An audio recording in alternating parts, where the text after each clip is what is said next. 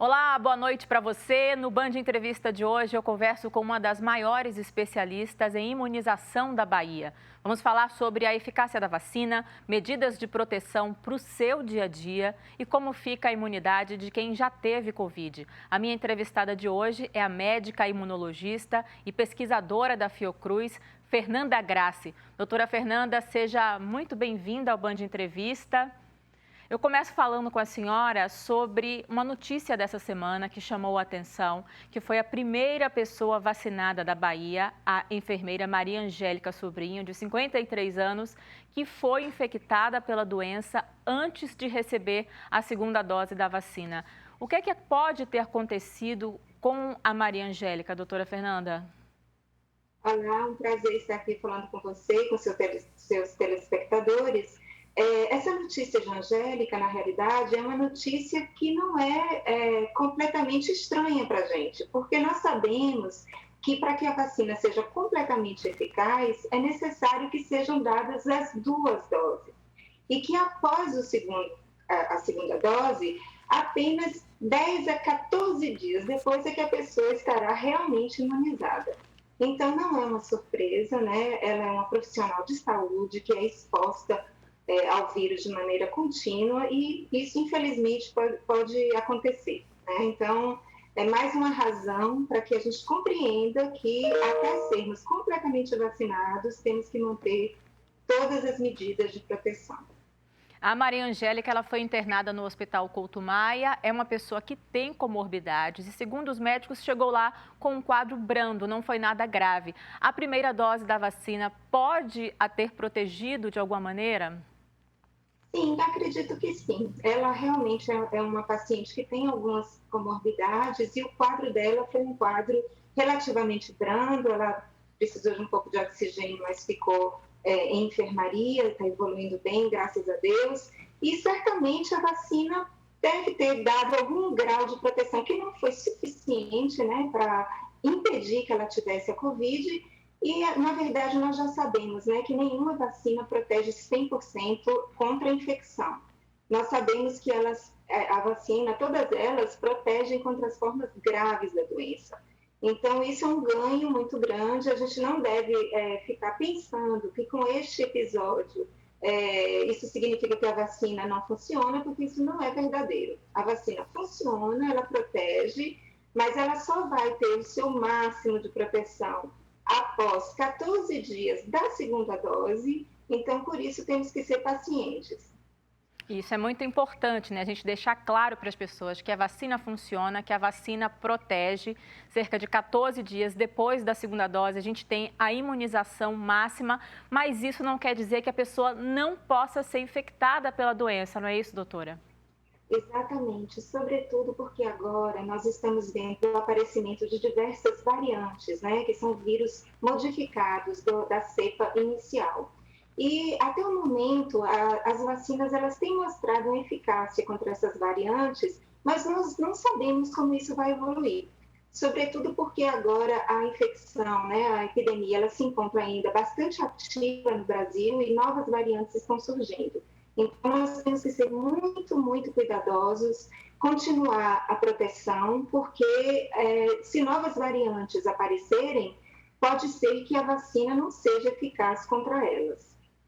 Ou seja, uma pessoa tomou a primeira dose e depois a segunda e deve continuar com esses cuidados, né? Quais os tipos de cuidados que devem ser mantidos mesmo depois da imunização, doutora Fernanda? Até que a maior parte da população esteja vacinada, né, completamente vacinada com as duas doses, né, das vacinas atuais, e que 70% dessa população esteja vacinada, nós temos ainda que manter todos os cuidados. Quais são eles? Uso de máscara sempre, evitar aglomerações, não ir para locais com muita gente, fechados, com ar-condicionado, lavar as mãos, manter o distanciamento de 2 metros quando você estiver em algum local. Então, isso ainda vai demorar um certo tempo para que a gente possa tirar a máscara, para que a gente possa estar em lugares com proximidade. Então, temos que ser muito pacientes, porque ainda vai demorar um pouco. A senhora falou aí sobre essa imunização de rebanho, né? Que seria até a gente alcançar esse índice de 70% da população imunizada na Bahia. Nesse ritmo que a gente está vendo de vacinação, isso ainda está muito longe, né, doutora? Isso está muito longe. Até o momento, nós temos cerca de 3% da população brasileira imunizada e menos de 1% da população imunizada completamente. Então, é preciso compreender também que para que o efeito da vacina seja ótimo, é necessário vacinar o maior número possível de pessoas o mais rápido possível. De nada adianta querer vacinar 70% da população para atingir essa imunidade de rebanho em 2 anos, porque não vai funcionar. Então, nós temos agora o desafio muito grande de vacinar muito mais do que estamos fazendo. Temos um Programa Nacional de Imunização que é de excelência, que é capaz de vacinar um número muito grande de pessoas. O que precisamos agora são as vacinas. É preciso que elas estejam disponíveis para que a gente possa imunizar as pessoas. Vamos falar um pouquinho agora, doutora, sobre os cuidados na hora de receber essa vacina. A vacinação foi retomada nessa quinta-feira agora aqui na Bahia e a gente já viu notícias pelo Brasil, infelizmente, de falsas aplicações. É assim, inacreditável, mas tem acontecido, idosos principalmente, recebendo uma injeção de uma seringa vazia. Queria que a senhora falasse um pouco sobre os cuidados a que as pessoas devem estar atentas na hora de receber a vacina. É muito difícil imaginar um profissional de saúde fazendo isso. Realmente, nós vimos algumas imagens e é difícil a gente acreditar. Eu creio que os profissionais, eles mostram a seringa, né, antes, a quantidade ela é muito pequena, mas ela é visível, e eles aplicam e após eles mostram a seringa vazia. Então, assim, eu acho... eu não quero acreditar que isso seja frequente. Creio que isso é casos isolados de maus profissionais. E uma pessoa chega a um drive-thru ou chega a um posto de imunização, o que é que ela deve pedir para esse profissional e o que é que ela deve observar para evitar que isso aconteça, né? Olhar a seringa, porque vai ter ali uma quantidade muito pequena de líquido, mas ele é visível, né? E depois da aplicação, a seringa estará vazia com o êmbolo encostado ali no final da seringa, né? Então, isso é o procedimento. Doutora Fernanda, a gente tem atualmente sendo aplicadas no Brasil 2 vacinas, a de Oxford e a Coronavac. Eu queria que a senhora explicasse do ponto de vista da tecnologia científica qual é a diferença entre essas 2 vacinas. Muito bem. Então, a Coronavac, que é a vacina produzida pelo Instituto Butantan, ela é composta do vírus que é inativado com substâncias químicas, né, diversas substâncias. Então, esse vírus ele está completamente morto, né? Ele é incapaz de causar qualquer doença. Então, esse envelope viral, essa partícula viral que está completamente morta, vai estimular o sistema imune a produzir anticorpos e também outras células do sistema imune, né, os linfócitos T, citotóxicos, que são células que matam outras infectadas, vão agir, vão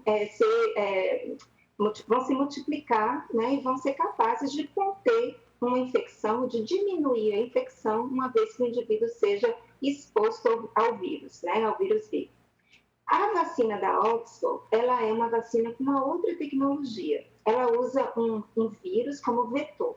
Esse vírus é um adenovírus, né, que também está inativado e que não causa doença em seres humanos. Então, esse vírus ele contém uma pequena partícula que vai estimular a produção da proteína viral, que é uma proteína que a gente chama de spike, a proteína S, que é uma vacina, que é uma proteína responsável pela ligação entre o vírus e o receptor da célula. Então, o anticorpo ele vai bloquear essa proteína e vai impedir que o vírus infecte a célula humana, né? Uma vez que o indivíduo seja exposto a esse vírus. Então, as 2 vacinas, embora tenham tecnologias diferentes, elas levam à formação de anticorpos, né? Anticorpos antiproteína S, que são anticorpos neutralizantes. O que nós buscamos numa vacina, basicamente, é isso: a produção de anticorpos que impeçam o vírus de penetrar nas células do hospedeiro.